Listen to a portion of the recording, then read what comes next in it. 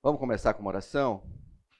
Senhor Deus, obrigado, ó Pai, pelo tempo que estaremos aqui, diante da Tua palavra, diante do Senhor. Que Teu Espírito Santo, ó Pai, que habita em nós, possa estar nos dando discernimento, possa estar nos dando clareza, possa nos estar encorajando, possa estar nos exortando, ó Pai, para que a gente tenha relacionamentos com o Senhor e com os outros profundos, produtivos, desafiadores, que enfim, ó Pai, cresçamos e produzamos fruto através desses relacionamentos. Esse é o nosso desejo, essa é a nossa oração, em nome do Teu amado Filho Jesus Cristo. Amém. Amém. Então, gente, estamos aqui no nosso segundo encontro, e como eu disse para vocês, eu alterei um pouco a sequência, e eu vou começar pelo seguinte aqui. Quando nós colocamos na aula passada aquela música, e na verdade a letra e tal, e comentamos sobre ela, eu acredito, eu assumo a falha, né, de que ela pode ter ganho algum viés de que relacionamento. Quando eu estava falando em relacionamento, eu estava falando de relacionamento conjugal, né? Mas não era essa a minha intenção, né? A minha intenção era de falar de relacionamento de uma forma mais ampla. Mas como a música se trata de relacionamento conjugal, né? Algumas pessoas olharam e falaram assim: ah, ele está falando de relacionamento conjugal, né? Falei: ih, caramba, deu errado, né? Não era essa. Então eu prometi que essa música não entra mais, né? Mas o fato é o seguinte: toda música que entrar, ou todo poema que entrar, qualquer coisa que vai entrar, a tendência é que vai focar em algum tipo de relacionamento, né? Então, para pelo menos para os próximos 3 encontros, toda hora que eu falar de relacionamento, eu estou querendo dizer que é um relacionamento amplo, tá? Só que ele acaba se manifestando de formas assim: o relacionamento com o esposo, o relacionamento com os filhos, relacionamento com os amigos do trabalho, relacionamento com os irmãos da igreja, né? Então, em linhas gerais, eu gostaria de falar sobre todos esses, tá bom? Mas aí, para isso, eu falei assim: puxa vida, mas eu vou tentar fechar um pouquinho, né, esse lance de relacionamentos numa outra palavra. Então, eu escolhi a palavra família, tá? E aí depois vocês vão ver que eu vou avançar um pouquinho, eu vou mudar essa palavra para uma outra. Mas, então, começando por aqui, no Salmo 133, né, eu peguei um texto do Antigo e um texto do Novo Testamento, basicamente para a gente olhar nas origens etimológica da palavra família, para a gente tentar entender, quando tá nas Escrituras, seja no Antigo ou no Novo, o que é que quem escreveu ali tinha em mente com relação à família, né? E aqui está uma das primeiras vezes que aparece essa palavra. Então diz assim, ó: o Senhor disse a Moisés, quer dizer, aqui não é exatamente a primeira, porque aqui é o Salmo, mas ele está se referindo ao momento de Moisés, quando está trabalhando com a turma toda, para a turma deixar. A turma é muito, tá muito informal, né? O povo de Israel sair do Egito, né, para ir para a Terra Prometida. Então, oi? Ah, eu errei o versículo? O que eu falei? Ah, qual é? Não é 133. Ah, tá bom. Então eu devo ter digitado. Quer dizer, não, com certeza digitei errado. Vocês me ajudem a encontrar, tá? Então, muito provavelmente é Êxodo mesmo, né? Bom, mas vamos lá. Esse texto está na Bíblia, eu garanto isso para vocês, tá bom? Né? Essa é a parte boa, né? Toda a palavra é inspirada pelo Senhor, né? Então, mesmo que você erre o versículo, se está na Bíblia, continua sendo inspirado. Mas vamos lá, diz assim: o Senhor disse a Moisés e a Arão no Egito: este será o primeiro mês do ano para vocês. Digam a toda a comunidade de Israel que no 10º dia deste mês, todo homem deverá separar um cordeiro ou um cabrito para a sua família, um para cada casa. Se uma família for pequena demais para um animal inteiro, deve dividi-lo com o seu vizinho mais próximo, que tenha um número adequado de pessoas em casa para compartilhar e conforme o que cada um puder comer. Né? Então, isso aqui é Êxodo. É.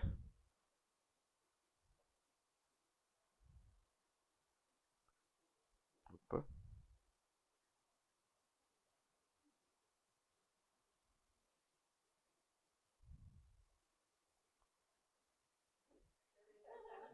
Beleza? Então tá bom. Então aqui é um dos momentos que aparece a palavra família, na verdade 2 vezes, né? E se você for olhar ali, você vai encontrar essa palavra aqui. Eu vou falar como está escrito aqui, provavelmente errado, tá? Bait, né? E na verdade a definição aqui simplesmente quer dizer casa, né?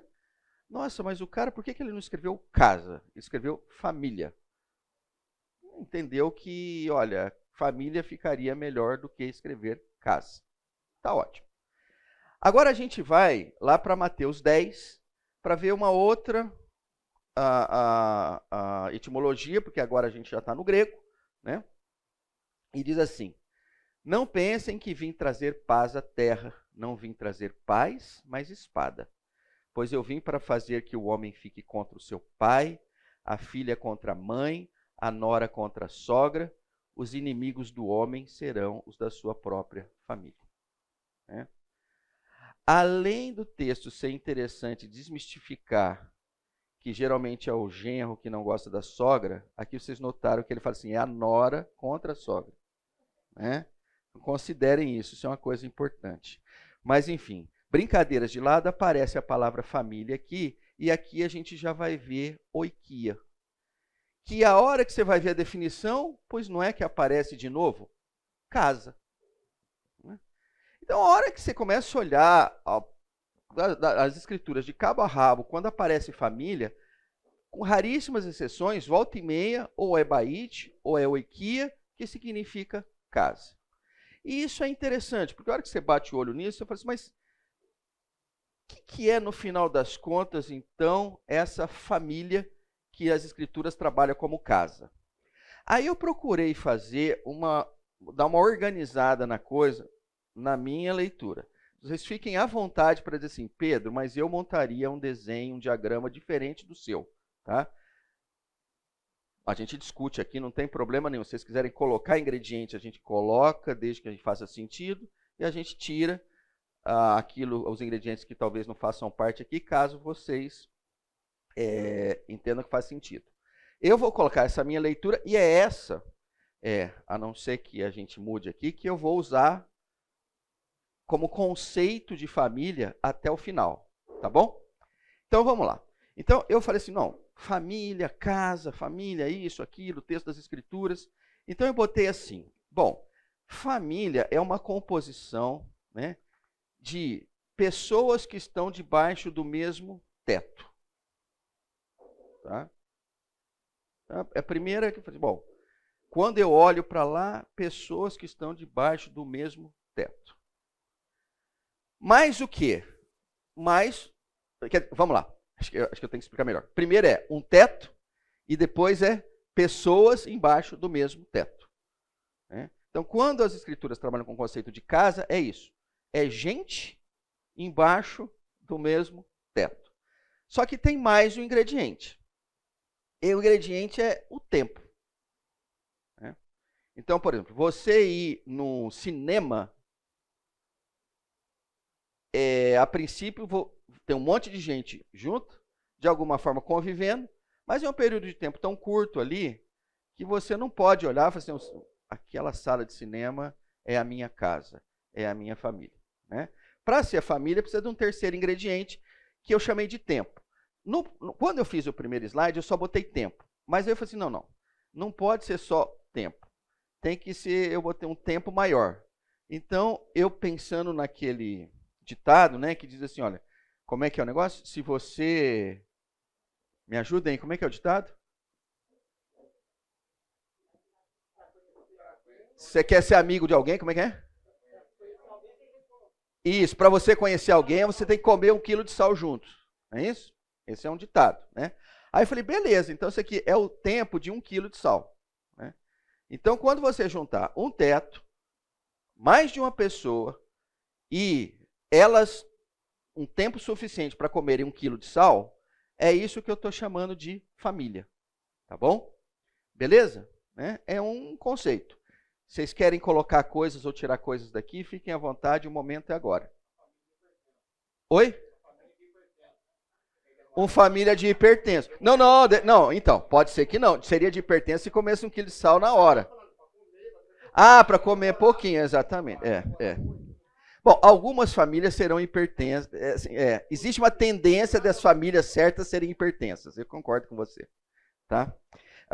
Mas enfim, então, posto isso, eu vou procurar, eu não vou dizer ampliar o conceito, mas eu vou ilustrar esse conceito para vocês. Né?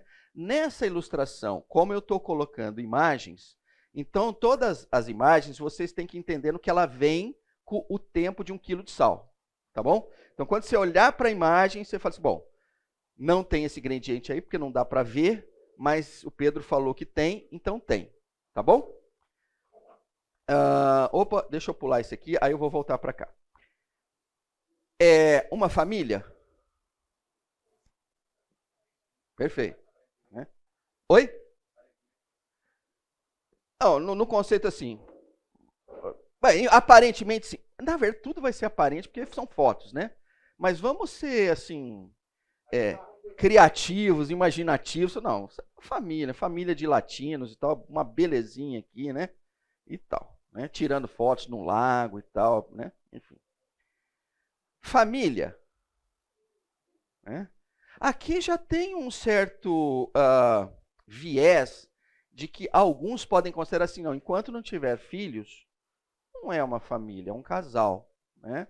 Mas aqui eu estou considerando assim, dentro daquele meu conceito é uma ou mais pessoas. Bom, aqui contei, deram 2, família. Né? Aqui já, para aqueles que falaram assim, não, agora é uma família. Né? Eu queria dizer que aqui é uma família e aqui é uma família. E aqui? Aqui falou, a família. Né? Por bons quilos de sal, exatamente. Com uns 3, 4, assim, não sei, acho que mais ainda, uns 30 salsichas, alguma coisa assim, né? Está vendo? Exatamente. Ótimo, está vendo? Já tem um sol no fundo. Vocês estão criativos hoje, muito bom, vamos continuar assim. Mas o ponto é o seguinte, eu só coloquei essa imagem aqui porque assim, eu estou imaginando assim, um casal que não teve filhos. Né? Eles não constituíram uma família? Eles constituíram uma família. Tá? Então, só procurei colocar nesse sentido aqui, uma família.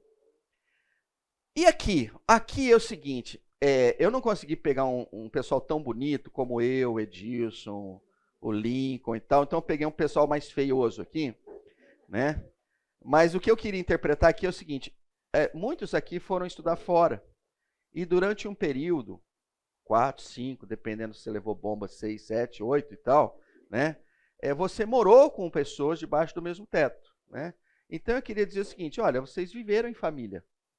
É uma família que foi composta durante um certo período, com um certo propósito, né? Mas viveram embaixo do mesmo tempo e passaram tempo suficientemente juntos para o Edilson conhecer os meus podres, eu conhecer as partes boas do Edilson, né? Então, eu queria dizer assim, olha, foi configurada uma família ali. Né? Aqui, vamos lá, aqui eu diria assim, ó, aqui é a família numa plenitude, né? Diversas gerações, né? As pessoas juntas, se reunindo e tudo mais. Né? Mas até agora, de alguma forma, é difícil vocês olharem e falarem assim, olha, Pedro, até agora eu concordo contigo. Né? Mas ainda assim eu vou procurar estender um pouco mais, tá? Então eu vou começar com isso aqui, né?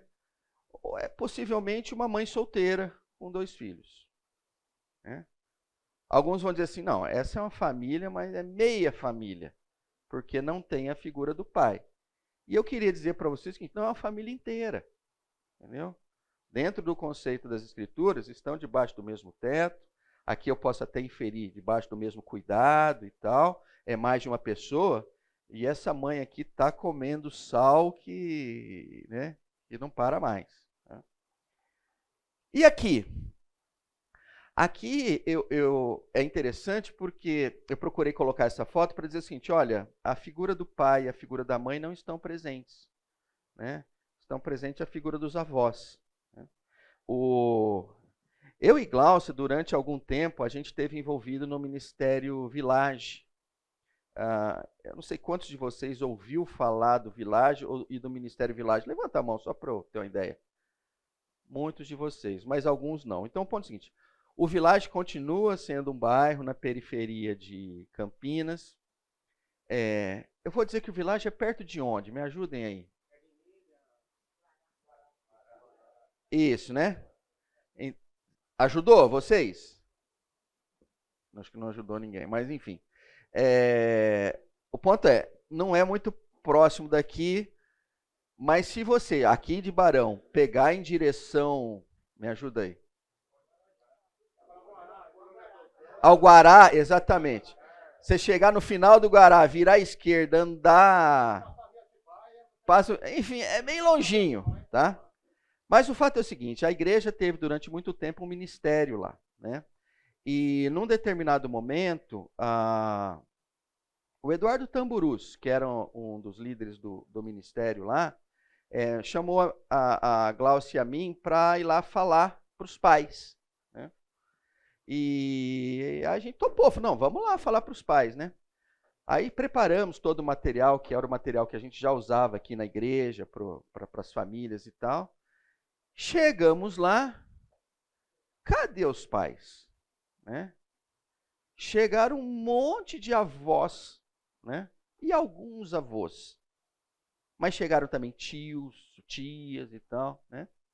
E aí eu sei que depois de um tempo a gente falou assim, Glaucio, o nosso material não se adequa de forma nenhuma a esse pessoal aqui, porque a gente tinha na cabeça aquilo que a gente tinha aqui na igreja, que quando a gente ia ministrar tinha a figura do pai, a figura da mãe e tal, e lá tinha a figura principalmente das avós. Né? Aí isso nos levou a remodelar o material e tal para ser adequado a elas. Por que eu estou dizendo isso? Porque é o seguinte, esse tipo de família é extremamente comum no Brasil. Né? Os filhos serem criados pelos avós. Né? Aqui é uma coisa bem sui generis e tal, isso aqui é de é interessante porque isso aqui é uma vila de refugiados, né? E aí as duas aqui perderam seus maridos, né? E se juntaram ali, não num contexto de relacionamento sexual, mas se juntaram para uma dar apoio para a outra. Então você tem duas mães, cada um com seus filhos, mas elas estão vivendo juntos. Né? Então eu só estou pegando essas coisas para dizer, nossa, Pedro, você está meio que estendendo. Não, de fato estou estendendo. Né? Aí nós temos isso aqui, que é uma coisa também extremamente comum, aonde, por exemplo, o Walter e a Cláudia devem entender bem o que está falando isso. Mas o que é isso aqui? Isso aqui é uma creche, isso aqui é um local onde crianças, eventualmente adolescentes que não têm seus pais, não têm suas mães, por N razões, nós não vamos colocar aqui, são colocados debaixo de um teto e aparece uma mãe, eu ia falar postiça, mas eu acho que é agressiva, uma mãe... Como? Mãe social. Esse termo aí a gente usa assim? Legal. Parece uma mãe social, fala assim, olha, eu vou ser a mãe de vocês aqui. Eu vou cuidar de vocês. É família? Família. E aí eu peguei no final aqui, que é provavelmente onde vão estar alguns de nós, ali na frente, que é uma ILPI, né? Instituto de Longa Permanência de Idosos, que antigamente a gente chamava asilo. Né? Algumas pessoas vão passar seus últimos 5, 10, 15 anos de vida em locais como esse, afastado dos seus filhos, das suas filhas, né? mas debaixo do mesmo teto. Família. Família. Né? Então, é dentro desse contexto que eu queria dizer para vocês o seguinte: os nossos relacionamentos mais profundos e que são constantes, de alguma forma, a gente pode chamá-los de a nossa família. Tá? Agora eu vou voltar só um pouquinho para pegar os trechos das Escrituras, para dar uma enriquecida enorme nisso aqui. Né? O primeiro deles aqui é, se a gente for ver, a gente está no final do ministério do Senhor Jesus, né? E eu não sei se é porque eu sou tão fã desse trecho, desse texto, que eu encaixo esse texto em tudo quanto é aula que eu dou, né? Então vai ver que isso aqui poderia ter texto melhor. Eu botei outros dois que eu acho que são bons também, mas esse aqui toca muito ao meu coração. Quando o Senhor Jesus diz assim: já não vos chamo servos, porque o servo não sabe o que faz o seu Senhor. Mas tenho-vos chamado amigos, porque tudo quanto ouvi de meu Pai vos tenho dado a conhecer. Então, eu olho para esse trecho aqui e falo assim: a família do Senhor Jesus, né? Os seus discípulos. Né? Aonde ele diz assim: olha, pode até ser que a gente começou numa relação de servo e senhor, né? Mas houve uma evolução desse relacionamento. Não que para trás eu tenha abdicado disso, mas o nosso relacionamento agora tem um outro nível. Né? Eu chamo vocês de meus amigos. E se vocês olharem com cuidado aqui, tem uma razão dele estar trazendo essa nova atribuição a eles. Oi. Oh, maravilhoso.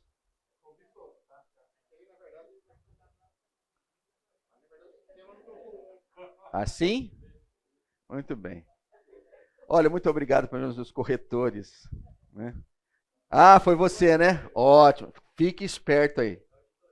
Auditoria. Tá, cara, tudo que eu preciso é de auditoria na minha vida. Mas vamos lá. Voltando, eu acho uma coisa muito interessante aqui, que essa ampliação, eu não vou dizer nem migração, porque o Senhor continua sendo o Senhor e nós continuamos sendo servos, né? Mas essa ampliação do conceito, eu acho fantástico que o Senhor aqui explica por que é que ela se deu. E ela se deu basicamente pelo conhecimento. Isso é sensacional, não é? Lembra do conhecimento que o Guilherme comentou na aula passada, né? Nós estamos falando daquilo que ele falou na aula passada. Né? E que aqui eu só vou dizer o seguinte: olha, numa família saudável, né, uns conhecem os outros. Né? Então, isto é sinal de uma família saudável. Uns conhecem os outros. Né? A tal ponto que o próprio Senhor diz assim: olha, vocês são meus amigos. Eu vou chamar vocês de amigos. Né? Eu fico pensando no que é que os discípulos sentiram quando o Senhor colocou isso. Mas, assim, mais não. E eu imagino assim, falando, cara, agora eu estou bem. Né? Porque eu estou recebendo acolhimento. Né? É o aspecto que a gente falou na aula passada de aceitação e reconhecimento. Né? Tão relevantes para a constituição de uma família. Aceitação e reconhecimento. Bom, o segundo, veja aí se está certo, hein? Mateus 12, eu acredito que deva estar. Né? Falava ainda Jesus ao povo, e eis que sua mãe e seus irmãos estavam do lado de fora, procurando falar-lhe. E alguém lhe disse: tua mãe e teus irmãos estão lá fora e querem falar-te. Porém ele respondeu ao que lhe trouxeram o aviso: quem é minha mãe? E quem são meus irmãos? E estendendo a mão para os discípulos, disse: eis minha mãe e meus irmãos. Porque qualquer que fizer a vontade de meu Pai celeste, esse é meu irmão, irmã e mãe. Vamos lá, vocês devem ter passado por esse texto várias vezes e devem ter tido o mesmo sentimento que eu. Jesus sabia ser grosseiro, não é? É a primeira coisa que aparece, pelo menos para mim, assim, que grosseria. Como é que faz isso com a sua mãe? O que é isso? Absurdo, né? Já sentiram ou eu sou o único que leu esse texto e enxergou isso? Não, então, a minha esposa, entendeu? Esse texto não se lê nas igrejas lá em Itajubá, né? A gente tira da Bíblia, isso aqui não entra lá, né? Mas o ponto é o seguinte, dá uma leitura meio estranha, né? Por que tanta grosseria, né? Depois você vai olhar com um pouquinho mais de carinho, e você olha e fala, mas o que está acontecendo aqui, né? Aqui, basicamente, está imerso o conceito de família. Naquilo que a gente comentou. Um teto, várias pessoas vivendo ao longo de um tempo. Naquele momento ali, quem era a família do Senhor Jesus? Era ele com os seus discípulos, naquela missão, onde andavam juntos, dormiam juntos, durante um certo período de tempo, né? E é lógico, ele acrescenta, dizendo, olha, e de alguma forma, eles estão me ouvindo. Tudo bem, né? Então, isso é extremamente interessante, porque o Senhor aqui está ampliando, ampliando não, ele está dizendo que o conceito de família, naquele momento ali, era um protótipo do que viria a ser a igreja do Senhor. Então, quando a gente olha para a igreja do Senhor, principalmente a igreja nos seus primeiros tempos, eles se reuniam onde? Em casa, né? É interessante isso, né? Então você começa a olhar e fala, puxa, tudo é meio parecido, né? Igreja, casa, família e tal. Porque o que une todo esse conceito é pessoas convivendo juntas, debaixo do mesmo teto, por um período suficientemente grande, a ponto de que, se tudo correr certo, podem dizer assim, eu conheço eles e eles me conhecem. Na verdade, o Senhor até fala isso quando ele diz assim, ó, eu sou o bom pastor. Né? Porque eu conheço as minhas ovelhas e as minhas ovelhas me conhecem. Né? Então, esse aspecto de conhecimento é extremamente relevante para a gente poder entender o seguinte, relacionamentos profundos, produtivos, exigem o aspecto do conhecimento. Tá? Vamos lá. E por último aqui, Josué.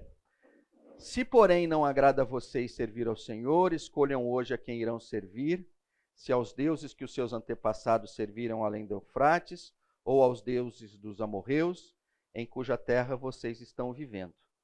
Mas eu e a minha família serviremos ao Senhor. E novamente aqui aparece a palavra Bait. Tá? Então, vamos lá. Isso aqui foi, tudo bem que são 9h56, era para ser mais rápido, não foi, mas é aquilo que eu coloquei na frente que eu achei que deveria ser importante, e com isso eu faço uma pergunta para vocês. Tá claro? Mas antes disso, deixa o Guilherme colocar alguma coisa. Existem alguns contextos, por exemplo, no catolicismo, de sacralizar a construção. De sacralizar a construção. A igreja é a construção, e não as pessoas que estão lá dentro. Não é só lá, tá? Tá. E é um risco que nós mesmos corremos quando... Peraí, então deixa eu só falar uma coisa. Quando você falou construção, isso, então vai lá.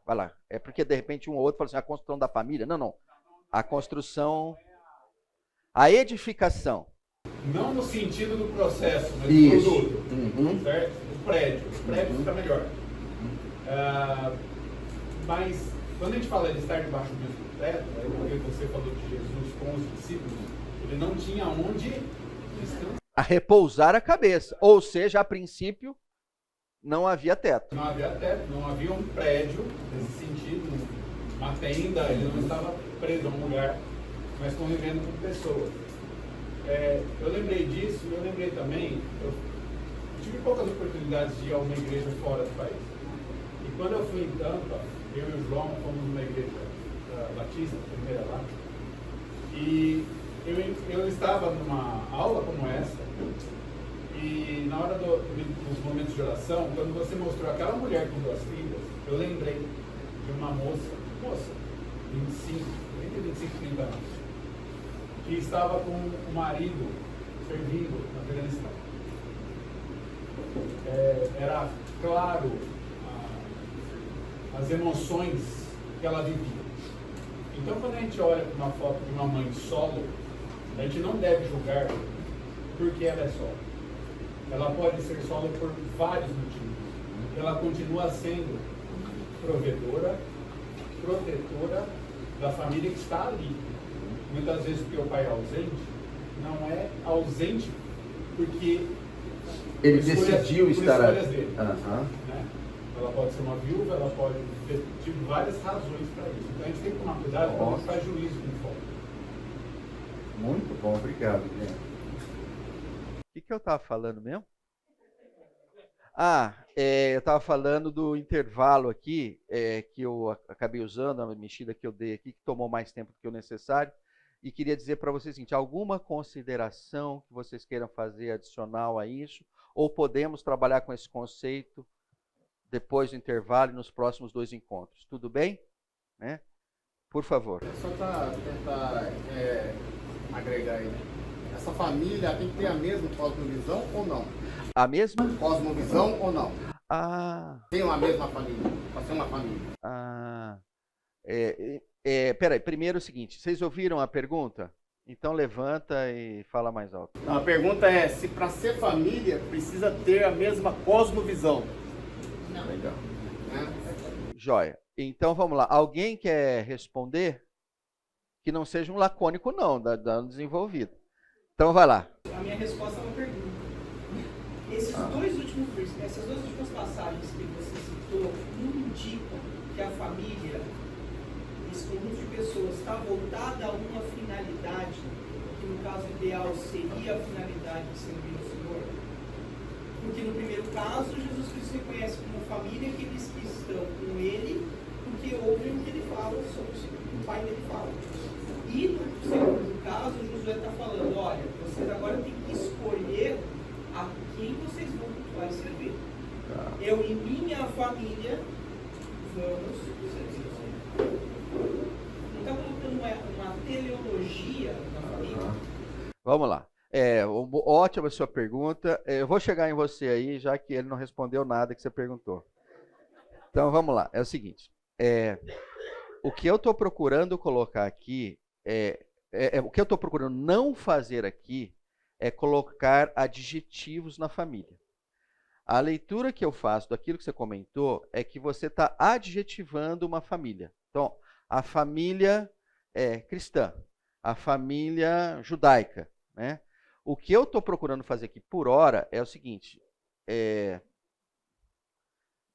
tanto faz quanto tanto fez, pode ser muito agressivo eu falar isso, mas por falta de outra coisa, tanto faz quanto tanto fez, estou falando de família.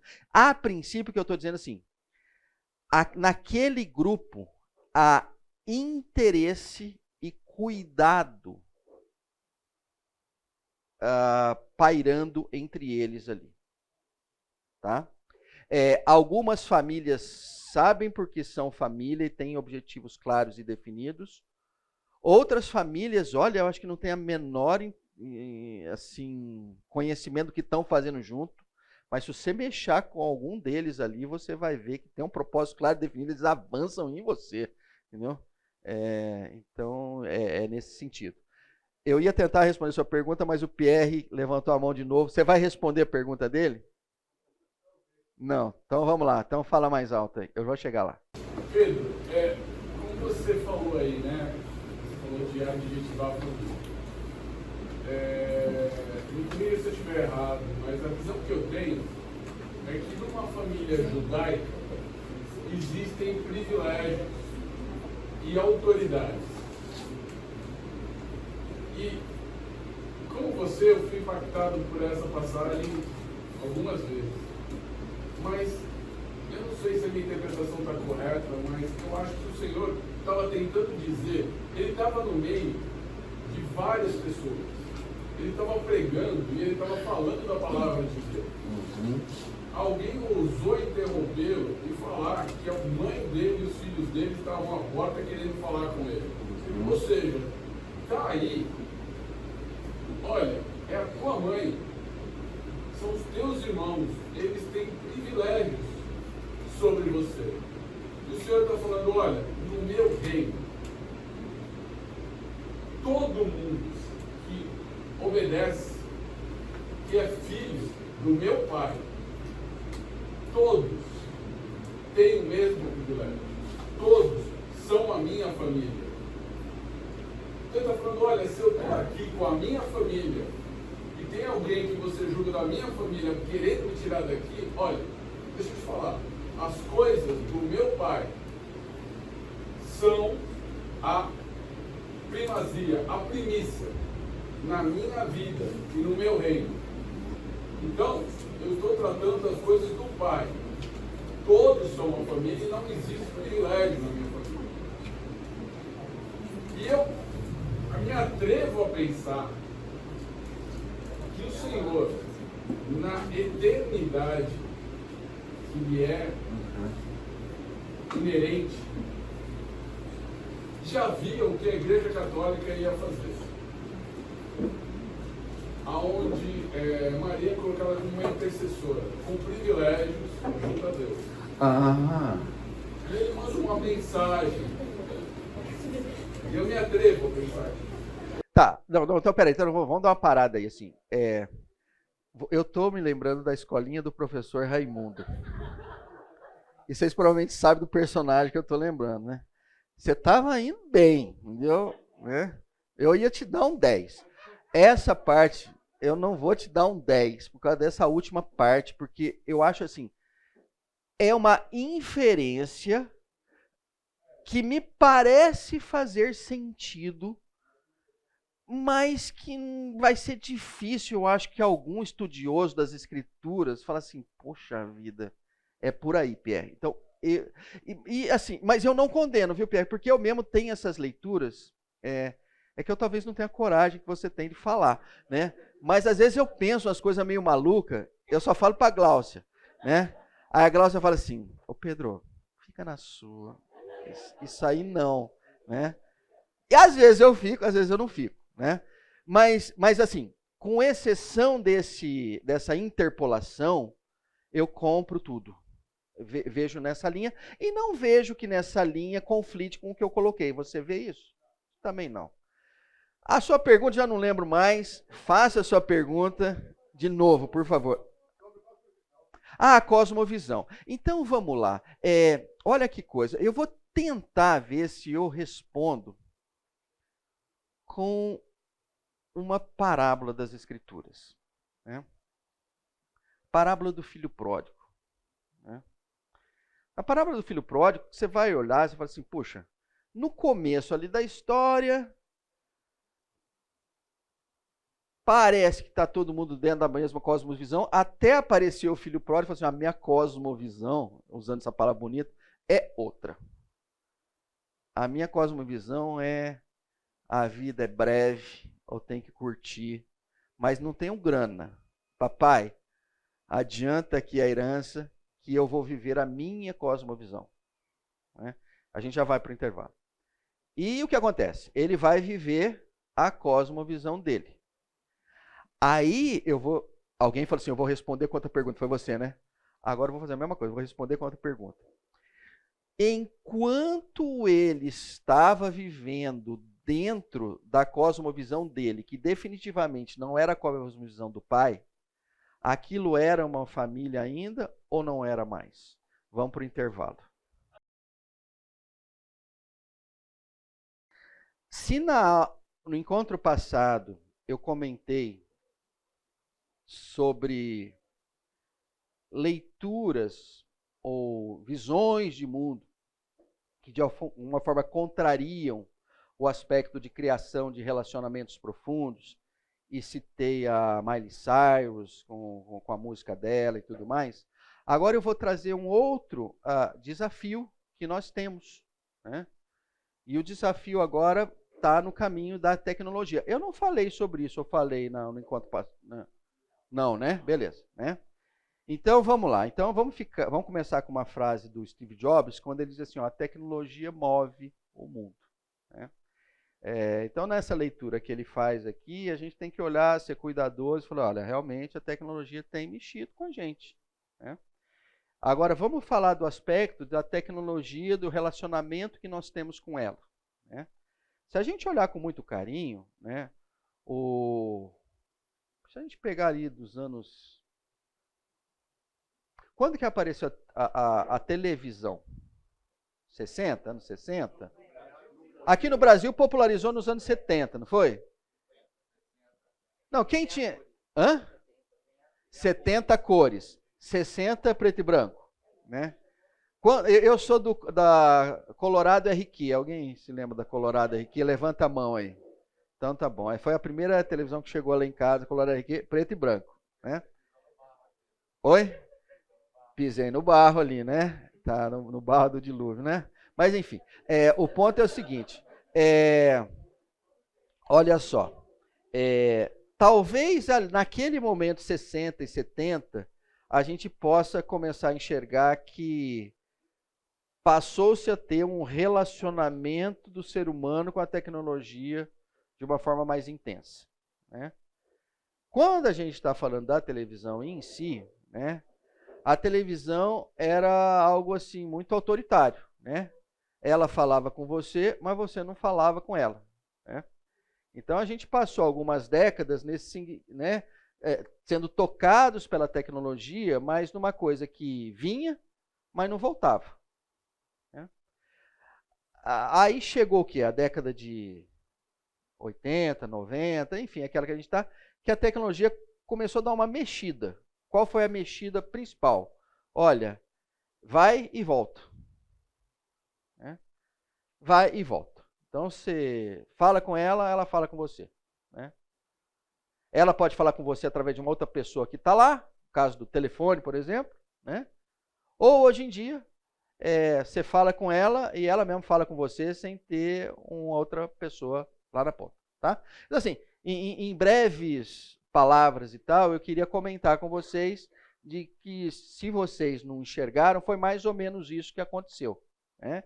E a gente está num ponto de inflexão agora, né, muito elevado, porque a tecnologia começa a mimetizar relacionamentos.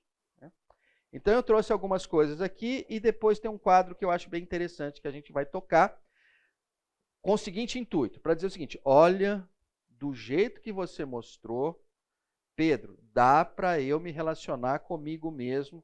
A Miley Cyrus tinha razão. Mas fazendo isso através da tecnologia. Então vamos lá. É possível que alguns de vocês ou vários de vocês, né, tenham celulares que reconhecem a sua face. Você olha para ele e ele pensa assim: ah, é o Guilherme, meu amigo, abra. Aí ele abre, né? Ah, não é o Guilherme, não abre, né? Então há um processo de reconhecimento facial que é mimetizado por um celular. Há esse aqui que ele reconhece a sua voz. Então você vai lá, pede uma música, pede para ele falar das notícias, pede para ele dizer a temperatura, pede para ele te acordar a tal hora, pede, enfim, uma panca para acender a luz, apagar a luz e tal. Diga, Edilson. Ah, não funciona no Mineirês. Ainda, né, Edilson? Então, tá,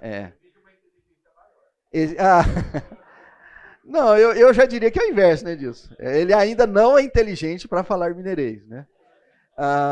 Mas o ponto é o seguinte, né? Esses aparelhos hoje, ele não só reconhecem uma voz, mas reconhecem a sua voz, né?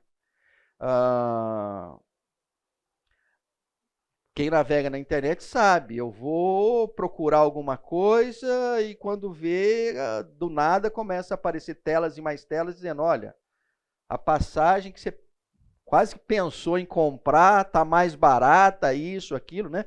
Então, além do reconhecimento facial, além do reconhecimento da sua voz, ele começa a reconhecer um pouco as suas intenções, né? E esse aqui, que no encontro com as mulheres a gente fez, aqui a gente não vai fazer, né? É um software disponível, se vocês quiserem eu passo para vocês o link. Ele faz o reconhecimento de emoções, né? Então, você está ali na tela, numa conversa, no caso aqui, quantas? 12 pessoas, né?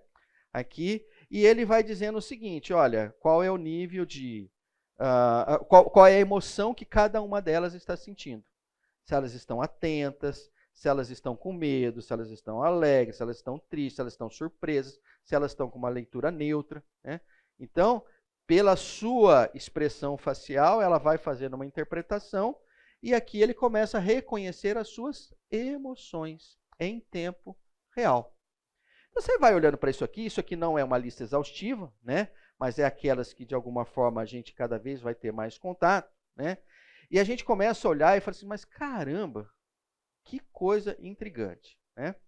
E aí, um autor que eu já comentei que eu gosto bastante, o Andy Crouch, ele fala assim, olha, hoje em dia a gente pode dizer que a gente tem encontros personalizados e a gente também tem encontros pessoais. Então, o que ele quer dizer com isso é dizer, olha, é o encontro seu com a máquina, né? E o outro é um encontro seu com o ser humano do outro lado, né? E aqui está uma lista para dizer assim, por que muitas vezes esse encontro com a máquina tende a ser mais interessante do que o encontro com uma pessoa. Então, ele geralmente diz assim, olha, o encontro personalizado, ele é simples, né? Você põe o rosto, você fala, né? Você manifesta uma intenção mínima e ele já fica atento àquilo e já começa a querer te ajudar e tal, né? Enquanto os encontros pessoais, eles têm uma complexidade, né? Ele entende, olha, esses são mais complexos. Às vezes você quer a atenção de uma pessoa, a pessoa não te dá aquela atenção devida, né?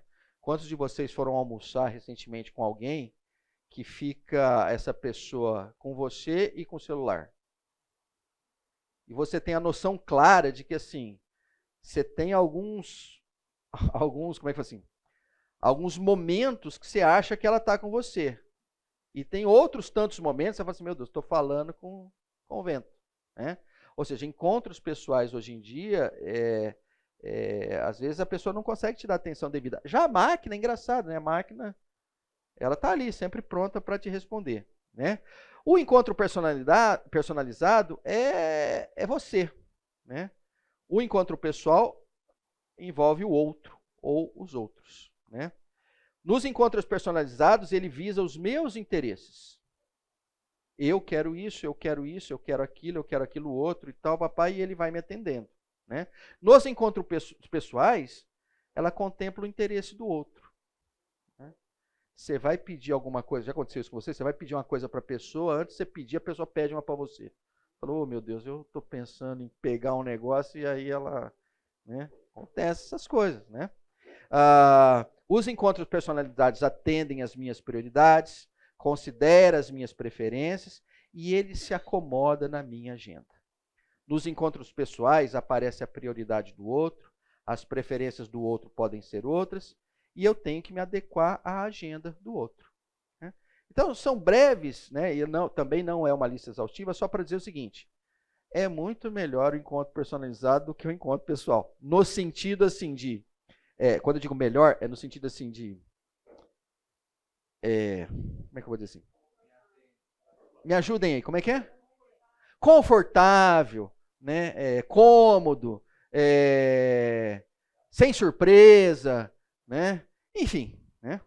E agora com o ChatGPT chegando e tal, vai ficando mais gostoso ainda, né? Mas enfim, o ponto é, esta é uma realidade, né, que todos nós estamos vivendo, né? E que se você olhar, é uma coisa tão engraçada, mas Vários de vocês aqui devem ter vivido aquela realidade que tinha uma televisão na casa e que as pessoas muitas vezes queriam ver um programa, outro programa e tal, né? E o que rolava? Rolava uma baita de uma conversa, para não dizer que às vezes tem uma discussão. Mas o ponto é o seguinte, tinha uma interação entre as pessoas para discutir ali o que é que ia ver, né? E quantas vezes você não acabava vendo aquilo que você não queria ver porque você perdeu, porque não era o seu dia ou coisas desse tipo, né?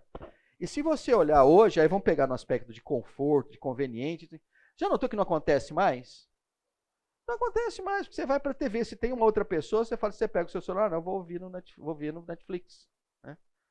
Então, a princípio, dá uma leitura assim, nossa, mas ficou melhor agora, né? Porque não tem o conflito. Por outro lado, também não teve interação nenhuma. Né? Então, o que a gente nota? O que a gente nota é o seguinte, né? Que a gente está chegando com a tecnologia numa paz que é o que diz a música lá, né? A paz do cemitério, né? É uma paz do cemitério, né? As pessoas não brigam, mas as pessoas, entendeu, também não se interagem, não discutem, não se relacionam e tudo mais, né? A tecnologia, de uma forma conveniente, acaba trazendo isso, né? Principalmente quando ela foi pro danado do celular, né?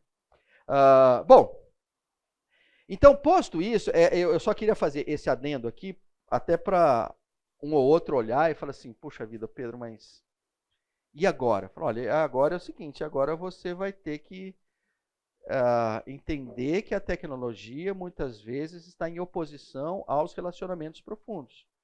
E você vai ter que botar a tecnologia dentro de um contexto que ela não prejudique os teus relacionamentos, né? E é bom que você entenda, os teus relacionamentos personalizados têm todos esses benefícios, mas não vão te levar para próximo do Senhor, né? Porque para alguém ser levado para próximo do Senhor envolve o relacionamento com o Senhor e com outras pessoas. E até me mostra o contrário, o Senhor fala assim, você também tem que ter um bom relacionamento com as máquinas, né? Eu não vi nenhum trecho nas Escrituras dizendo para a gente ter bom relacionamento com as máquinas, né? Por favor. Atenção, então, encontros pessoais, você não pode levar junto um encontro personalizado, é isso?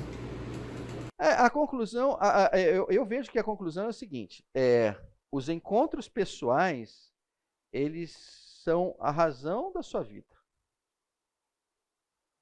Os encontros personalizados, se você não tiver nenhum deles, entendeu?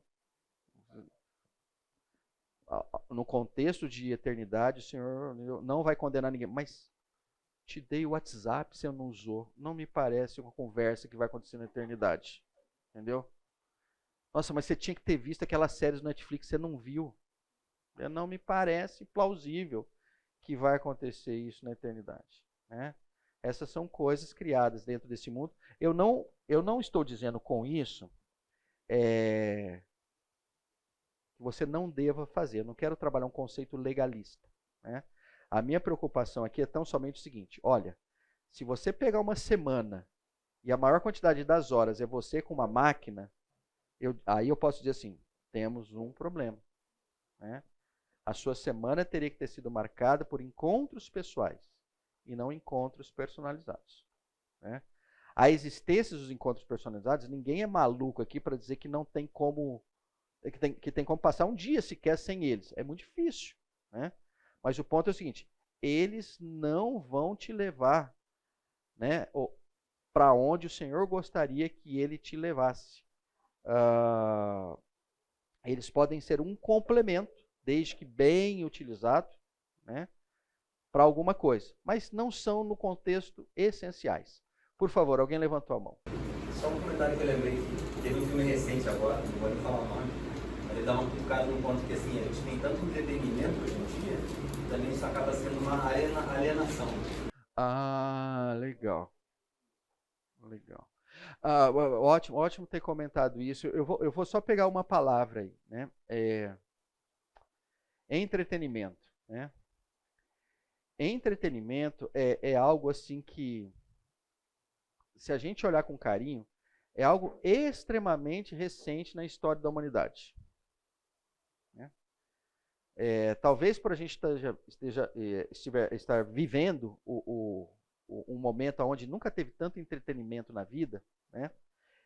O ponto é o seguinte: a história da humanidade não é marcada por entretenimento, né? Ela é marcada por vida raiz, né? O entretenimento, eu diria que assim, é algo que começou a explodir aí, sei lá, da década de 60 para cá, né? E aí, dentro desse conceito, a gente hoje está imerso no mundo do entretenimento. Né? Então, quando a gente... Né, então, isso é algo para a gente ficar atento. Né? Porque a gente ficar entretido com algo é muito similar a um processo de encantamento. E te tira do lugar aonde você deveria estar. Guilherme. Quando você mostrou isso, eu lembrei do versículo, que é Mateus 20, 28. Daqui a pouco eu falo, por que eu pensei nisso? Simples dá uma ideia de ser servido. O encontro personalizado é quando a gente vai lá no banco e o gerente vai te atender. Ele vai tentar trabalhar com os seus interesses. Na verdade, está fazendo o interesse do banco, né? Um ótimo exemplo. O encontro pessoal é o que Jesus fala. O personalizado, você está buscando os seus interesses, suas prioridades e tal. O que Jesus fala lá em Mateus 20, 28?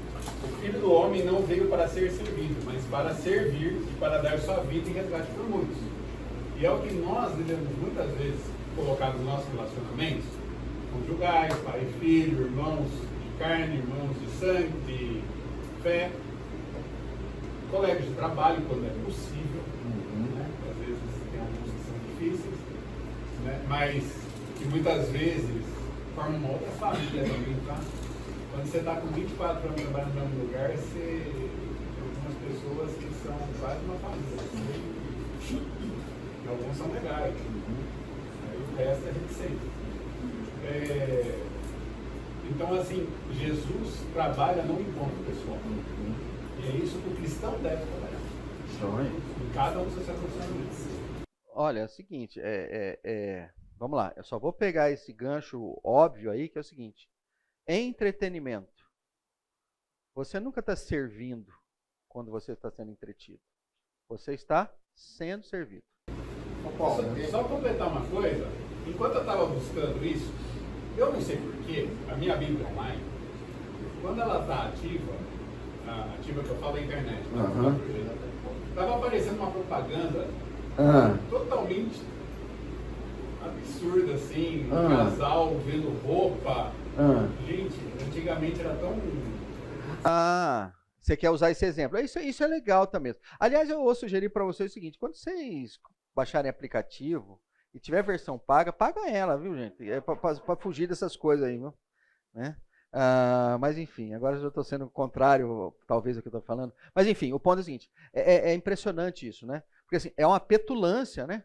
O cara olhar e falar assim: poxa vida, o Guilherme está dentro da classe da escola bíblica tentando encontrar um versículo bíblico e aparece um casal lá querendo vender roupa, tal, não sei o quê, né? Mas a tecnologia é assim mesmo, ela não pede passagem, ela é agressiva, ela vai em frente, né? Tá bom, então falamos bastante sobre isso, eu queria que vocês antenassem, né? Eu queria que vocês olhassem com muito carinho, né? A infinitude de memes que a gente vê, enfim, uma pancada de coisa que a gente passa uma parte do tempo, da vida, que não vai voltar mais, né?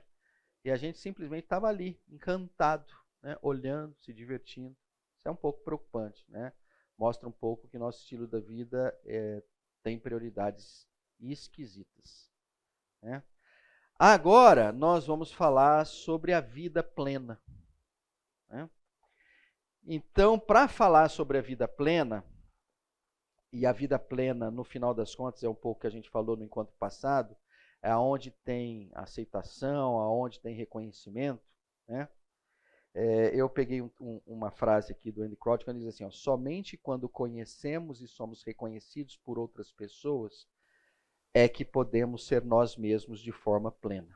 Né? Eu acho essa frase muito interessante, muito relevante. Né? E aí eu vou pegar aqui João 15:5, né? E que aqui o Senhor Jesus diz assim, eu sou a videira e vocês os ramos. Se alguém permanecer em mim e eu permanecer nele, esse dará muito fruto, pois sem mim vocês não podem fazer nada. Aqui está se eu estivesse no ambiente pentecostal, dizendo assim, aqui é uma profecia do Senhor, né, dizendo que você vai dar muito fruto. Né? Mas o que eu queria tocar aqui é o seguinte, né? Existe um local aonde nós devemos estar. E esse local é a videira. Né? Nós precisamos estar presos à videira. E nesse processo de preso à videira, o Senhor está dizendo assim, olha, se você ficar preso à videira, você dará muito fruto. Você dará muito resultado. E por outro lado, ele está dizendo assim, agora, se você estiver fora da videira, deixa eu te dizer uma coisa, não vão conseguir fazer nada. Então, se tem algumas pessoas fissuradas em produtividade, fissuradas em eficiência, em eficácia, serve para vocês. Vocês querem dar muitos frutos, né? Vocês querem ser relevantes no reino? Olha, cola na videira. Fica na videira. Né? Aí, continuação, né? Um pouquinho da continuação. O meu Pai é glorificado pelo fato de vocês darem muito fruto e assim serão meus discípulos. Por que eu peguei esse trecho aqui? Eu peguei esse trecho para dizer o seguinte, olha, aí voltando, alguém falou assim, nossa, mas qual que é o objetivo final da família, isso, aquilo e tal? Então, eu diria assim, olha, nós estamos aqui para mostrar para todos que estão próximos a nós, né, que o nosso Pai deve ser glorificado. A Ele deve ser dado toda a glória. E para que isso aconteça, né, a ligação é clara. Olha, a gente precisa dar fruto. Então, está vendo que é uma cadeinha? Eu quero glorificar o Senhor. O Senhor está dizendo assim, olha, o Senhor vai ser glorificado pelo fato de vocês darem muito fruto. E como é que eu dou muito fruto? Aí volta. Fica na videira. Está vendo um processozinho? Né? Fica na videira, dá muito fruto, o seu Pai será glorificado. O inverso. Sai da videira, não vai dar fruto, seu Pai não será glorificado. Então, de alguma forma, aí eu vou voltar naquilo que você comentou. Esta cosmovisão, né? E vou pegar a tua parte adjetivando a família crente, família cristã. A cosmovisão da família cristã é essa.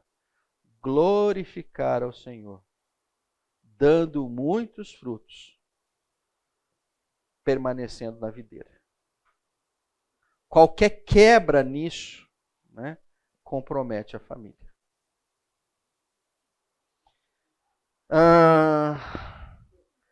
Aí essa foto que é linda, fala a verdade. Opa, legal, então peraí, o Edilson vai comentar, eu vou tirar a foto. É que eu estava aqui, enquanto você estava levantando todas essas questões, eu olhei para o quadro lá dos encontros personalidades e dos encontros pessoais, e a percepção assim, que eu tive aqui, Deus nos convida para encontros pessoais, né? Enquanto o mundo, o diabo, nos convida para encontros personalizados, onde eu sou o centro, eu devo ser servido, né? E o relacionamento com Deus é um relacionamento completo, né? Focado nele. Então, eu acho que ninguém está te ouvindo porque você está falando baixo. Estão ouvindo? Então vai lá, Edilson, sobe de novo, levanta aí e fala mais alto. Levantar, né? Eu estava olhando para o quadro e identificando o seguinte, que Deus nos convida para encontros pessoais. Encontros complexos, onde a gente está focado nele. E o mundo e o diabo nos convidam para encontros personalizados, onde eu sou o centro, eu devo ser servido, né? As minhas necessidades devem ser atendidas. Então é a diferença entre o que Deus está propondo para nós e o que o mundo propõe. E hoje tem muita igreja personalizada, né? Igreja. Você está bem polêmico hoje, né? Vamos ficar sem comentários. Podemos ficar sem comentários? Então tá bom. Então vou continuar aqui, vou voltar. Vamos voltar para a parte boa aqui, né? Essa aqui, para mim, é uma foto que revela muito, né? Esse aqui é o nosso primeiro neto. E assim, é uma foto que capturou o momento em que um se viu no outro. Né? É isso que eu tenho na minha memória, né? A Glaucia, que já há algum tempo estava reconhecendo ele como seu neto, mas essa aqui é uma das primeiras fotos que, olhando para a carinha dele, ele fala assim, é minha avó. Né?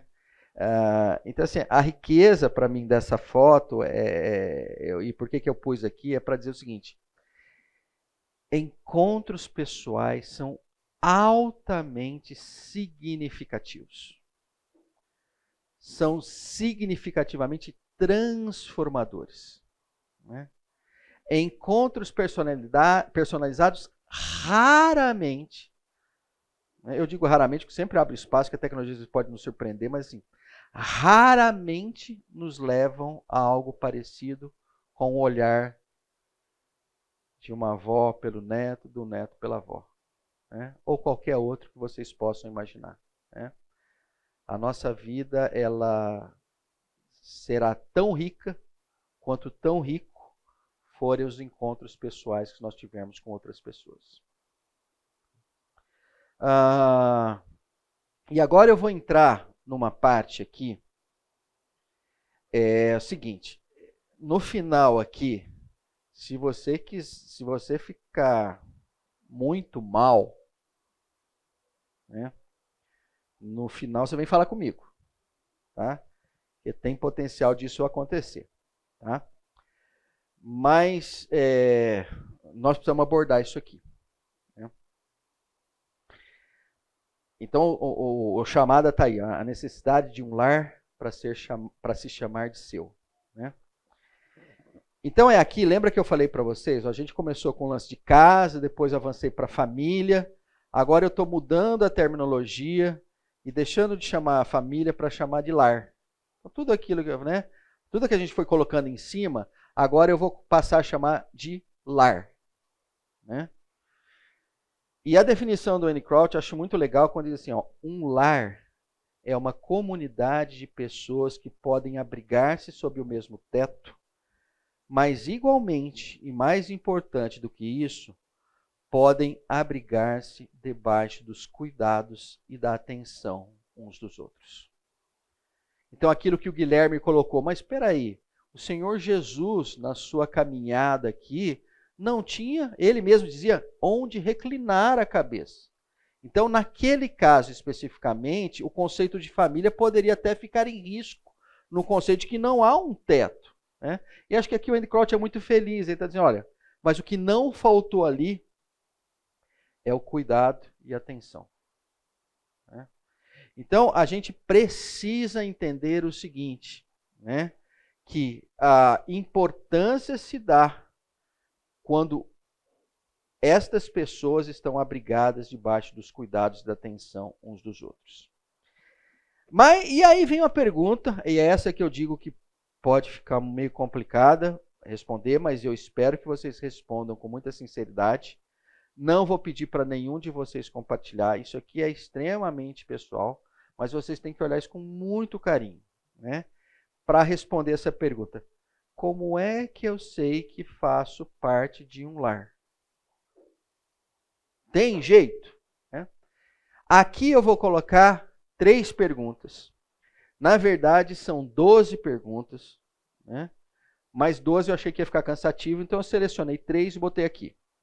Se depois vocês acharem que precisa das outras 9, vocês me mandam um zap, eu venho falar no intervalo que eu mando para vocês as outras 9, tá bom? Então nós vamos ficar só com 3. A primeira pergunta diz assim, ó, vai na seguinte linha. Você faz parte de um lar se existe alguém que sabe onde você está agora e que tem pelo menos alguma compreensão de como você pode estar se sentindo. Então, vamos lá. Essa é uma consideração que leva uma pergunta para vocês. Você faz parte de um lar se existe alguém que sabe onde você está agora e que tem pelo menos alguma compreensão de como você pode estar se sentindo. Segunda pergunta. Você faz parte de um lar se as pessoas sabem coisas sobre você que você próprio não sabe, incluindo aquelas que, se você soubesse, gostaria de esconder. É traduzido do inglês para o português aqui, então acho que não ficou tão bom, mas eu acho que vocês entenderam, né, o que a gente está dizendo. Né? As pessoas que estão no lar ali conhecem coisas de você que você gostaria que elas não conhecessem. Terceiro, você faz parte de um lar se seu retorno de uma longa jornada leva a uma celebração espontânea. Então, nessa eu já respondo a pergunta tua. Quando o filho pródigo voltou, ele voltou para o seu lar? Ele voltou para a sua família? Definitivamente a resposta é sim. Ou seja, é possível que dentro de uma família e dentro de um lar haja momentaneamente cosmovisões diferentes. Então, essas são 3 perguntas que vocês precisam responder de uma forma muito sincera. Porque caso vocês não tenham um lar, vocês precisam de um lar. No intervalo, a gente estava conversando aqui, achei uma coisa muito interessante. Eu queria que vocês me ajudassem, porque eu não vou me lembrar da referência, mas é uma das cartas de Paulo, quando Paulo fala assim, olha, que a religião é cuidar das viúvas e dos órfãos. Né? Tiago, é Tiago? Não, não chuta não, porque chutando já estou eu. Você fala certo, acha para mim aí, me fala. Né? Pode ler então? Lê alto então. A religião pura e sem mácula para com o nosso Deus e Pai é esta: visitar os órfãos e as viúvas nas tribulações e assim mesmo guardar-se incontaminado do mundo. Todo mundo ouviu? Ouviram? Beleza. Gente, esse trecho para mim, ele tem muito a ver com o que a gente está conversando aqui. Oi. Ah, eu falar. Tiago, eu posso sair daqui? Posso, né? Ah, mas eu estou sem a internet aqui. Tiago 1:27. Ah, pensei que era para Tiago 1:27, hein? Anota aí. Tá bom. Eu olho para esse texto assim, esse texto me dá uma impressão assim, falo assim, primeiro assim, tem uns textos das Escrituras que deve acontecer com vocês também, né? Vocês olham e falam assim, parece uns negócios meio fora do eixo, né? Que é isso? Veio da religião, né? Hoje eu olho e falo assim, tem tudo a ver, né? Para mim, eu olho para esse texto hoje dizendo assim, olha, não é para ter gente sem ninguém na igreja. Não é para ter gente sozinha na igreja. Né? E a princípio, viúvas e órfãos, né, têm esse grande desafio. Em algum momento elas perdem seus principais relacionamentos, né, e podem ficar temporariamente sozinhos, mas não devem ficar sozinhos. Né? Eu estou olhando aqui, estou vendo. Você vê o benefício que é quando um órfão, como uma viúva, é resgatada para o seio da igreja, para o seio da família. Né? Então, no final ninguém merece ficar sozinho. Ninguém deve ficar sozinho, né? Se está sozinho, você precisa buscar relacionamentos. E para nós que temos os relacionamentos, que nós não fechamos os olhos para aqueles que ainda estão sozinhos, mesmo entre nós aqui.